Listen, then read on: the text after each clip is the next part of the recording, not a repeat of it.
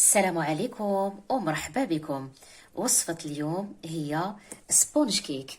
كتجي هشيشة خفيفة منفوخة بلا زبدة وبلا زيت وبمقادير بسيطة ومتوفرة في كل دار. كتصلح للطورطات وحتى باش تقدميها طبيعية مزينة بالفواكه أو السكر كلاصي. كنتمنى تعجبكم وتشاركوها مع العائلة.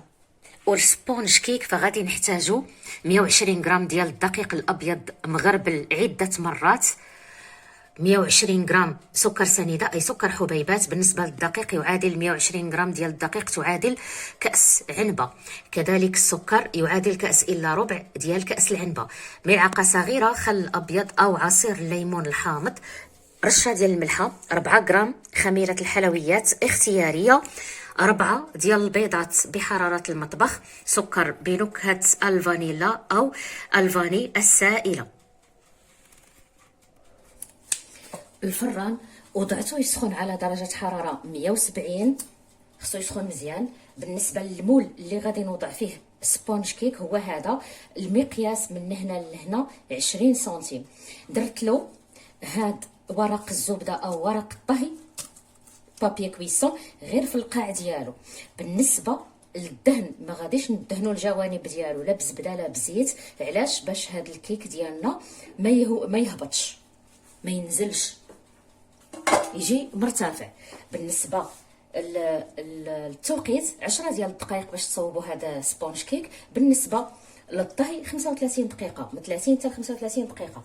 4 البيضات وضعتهم في هذا الاناء، غادي نزيد عليهم رشه ديال الملحه، غادي نزيد عليهم قطرات ديال الفاني السائله،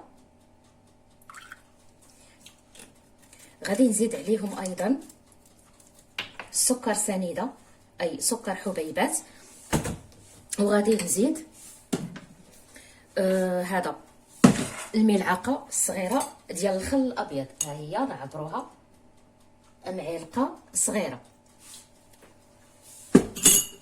هذا الخليط غادي نطربو مزيان بالطراب الكهربائي، وهذا هو السر باش الكيك سبونج كيك غادي يطلع معنا. شنو غادي نديرو؟ غادي نطربوه من 8 حتى ل 10 ديال الدقائق بدون ما نتوقفوا.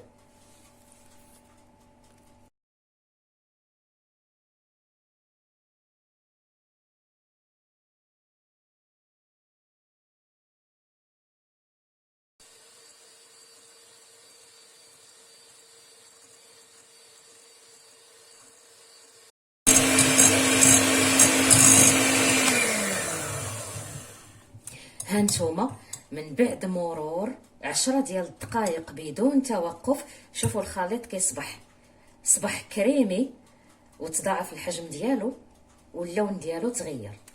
هذا هو القوام اللي بغينا نحصلوا عليه. غادي نزول هذا الطراب،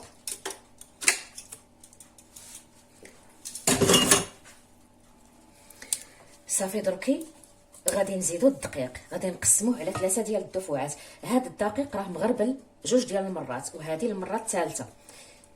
غادي نضيف الجزء الاول غير بشويه، نزيد معاه ديك الخميره ديال الحلويات حتى هي مغربله، وغادي نعاود نغربلها باش كتكون النتيجه مزيانه. وغادي يا اما بمعلقه خشبيه او لا بسباتولا، غادي نبقاو غير بشويه من الاسفل للاعلى ومن الاعلى للاسفل باش ما نضيعوش هذاك الهواء اللي جمعناه في هذه الكيكه. غير بشويه وما نكتروش الخلط باش ما نضيعوش هذاك الهواء ايضا. ما خصناش يلا يدخل داك الدقيق في الخليط، صافي نتوقفوا.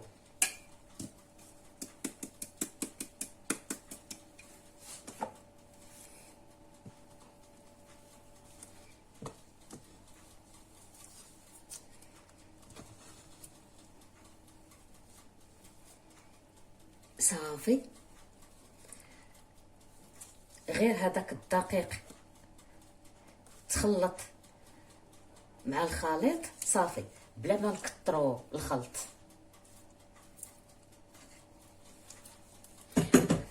غادي نوضعو في هذاك المول.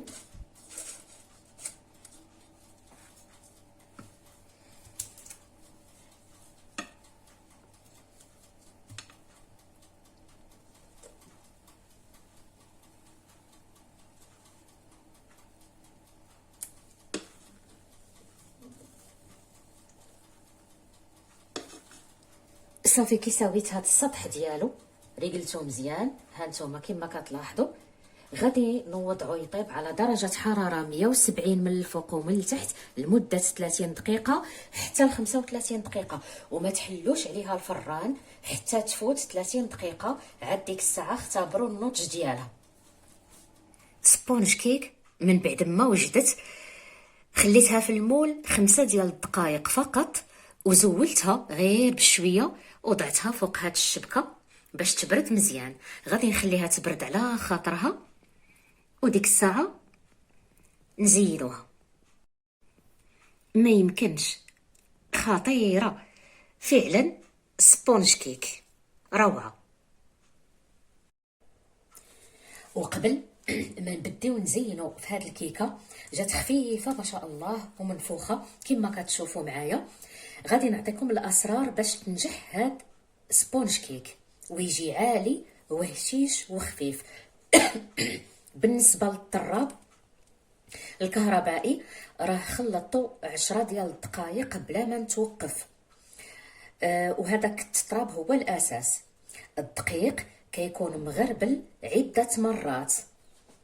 بالنسبه للدقيق من تضيفيه لهذاك الخليط السائل، ما خصش تكتري التطراب ديال الدقيق، يلا يندمج صافي وتوقفي.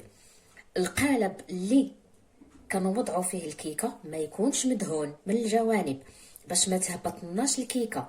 كديروا غير واحد داك بابي كويسون هذا نتاع ورق الطهي او لا ورق الزبده في القاع ديال المول صافي. بالنسبه للفران يكون سخون من قبل ضروري. بالنسبه للمده الزمنيه اللي انا طيبت فيها هذا الكيك راه فوق 35 دقيقه فعلا. قلت لكم 35 دقيقه. من جربت لقيت باقي عاد خصها تزيد شويه. صافي هو هذاك التوقيت اللي وضعته فيها 45 دقيقه جاتني هي هذاك. وانتوما غادي تشوفوا على حساب الفرن ديالكم عاوتاني. الان غادي نبديو في عمليه التزيين. غادي نجيب السكر كلاصي ونزين به من الفوق. هذا سبونج كيك هو الجينواز، هذا دائري. بغيتو ديروه بحال هكا تزينوه وتاكلوه كما هكذا عادي، او لا ديروه طورطه تزينوها بالفواكه بالكريمه باش ما بغيتو. المهم هذه ناجحه هاد الكيكه 100%. هاد السكر هذا راه ماشي حلو بزاف، ما تقلقوش زعما راه هذا سبيسيال ما كيكونش حلو. صافي من بعد غادي نزين بواحد النصف ديال هاد الكيويه بحال هكذا، وغادي نوضع واحد الورقه ديال النعناع.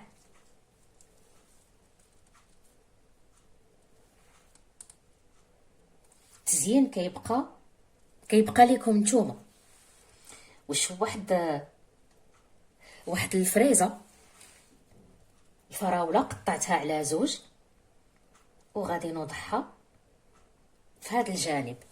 هذا هو التزيين اللي اختاريت انني نوضعه في هذه الكيكه هذه. الا جربتوها ما تبخلوش عليا بتعليق جميل وخليو رايكم. وإلا عجبكم الفيديو بارطاجيوه مع الحباب وخليونا نوصلوا هاد الوصفات الراقيه لاكبر عدد ممكن.